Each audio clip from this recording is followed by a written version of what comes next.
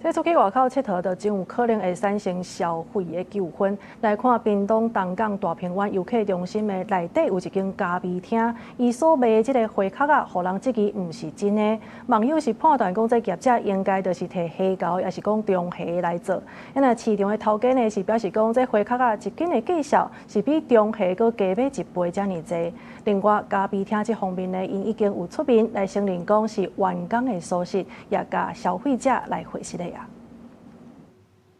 胖中到美國灌腸，醬料淋落去了後，上尾鋪一寡花殼啊，這是東港大平灣遊客中心內底一間咖啡廳的花殼啊美國割包料理。不過有民眾佇社群網絡頂懸表示，初二到這點這項店頭選用無像花殼的蝦，頭閣有尖尖的刺。民眾向店員反映，店員閣表示，這算是花殼的一種。因為它真的太像了，所以我們就把中英蝦拿來要做教育。那因為昨天是周日，太忙了。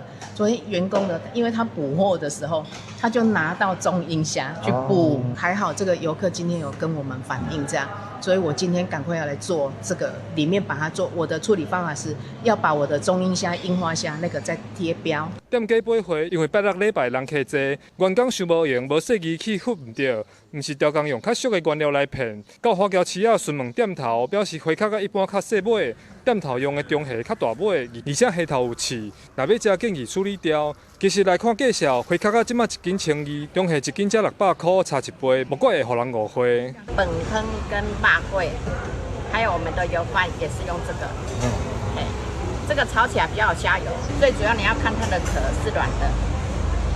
你這個小隻的當成櫻花蝦賣的話，它是比較硬。